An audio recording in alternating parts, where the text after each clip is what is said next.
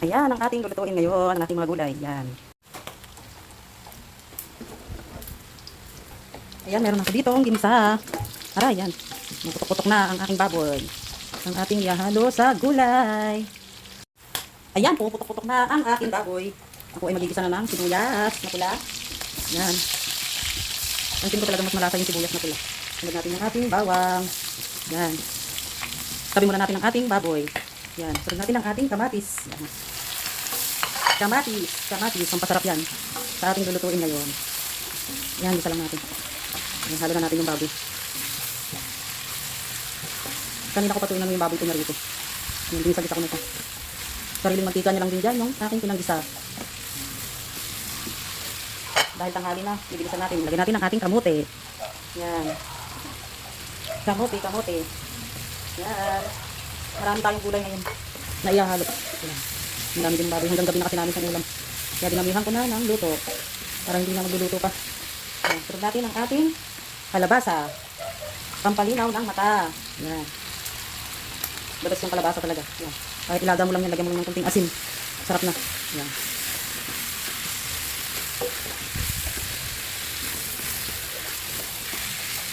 Yan.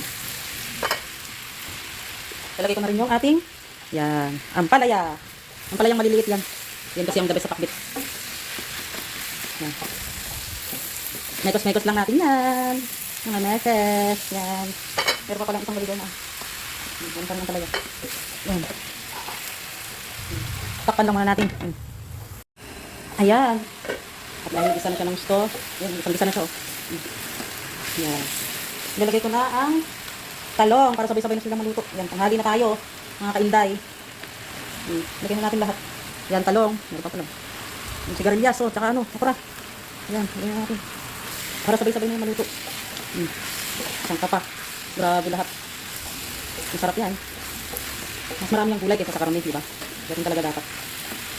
Lagyan na natin yung ating 2 pirasong siling haba. Yan. Lagyan natin ng bagoong isda. Ito yung pampasarap lalo. Ito yung pinakamampalat na natin bagoong isda. Yan. Lagyan natin ng mainit na tubig. Yan. Para lumambot na ng husto ang ating mga gulay. Yan. Mainit na tubig na to para mabilis tayo. Yan. Ayan. Takpan na lang natin. Tayo natin. Lumambot na ang ating mga gulay. Dahil yung karne natin ay luto na yan. Haluin natin mga saglit. Saglit lang haluin natin. Yan. Para yung mga nasa asay pupunta sa ilalim. Yan. Takpan ulit natin. Ayan. Kumukulo na. Ay wow. Wow. The best na naman ang ating ulam. Mga simpleng gulay lang yan, mga yan, oh.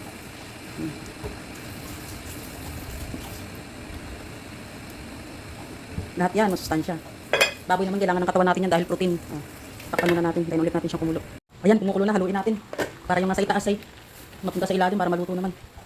Yan.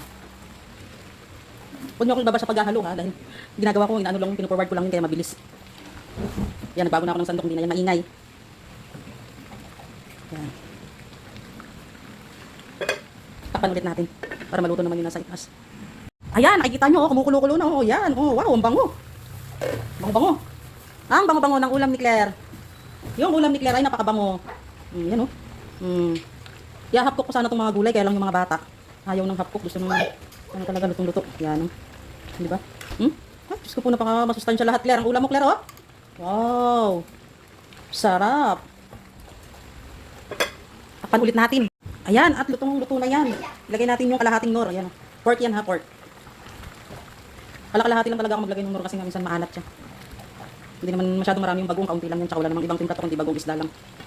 Kaya kalahating nor lang ilagay natin. Hindi naman siya maalat. Ayan. Wow. Manamis-namis yung kamote nito kasi kaani lang. Sarap naman. Medyo ano pa yung gulay natin, medyo matigas pa yan. Tikman natin ang ating niluluto. Tingnan natin kung ano nang lasa. Kung okay na ba yung timpla o mag-a-adjust tayo. Magdadagdag pa ng kunting sabaw o ano. Ito yung pinakadabi sa lahat, ang tumikim.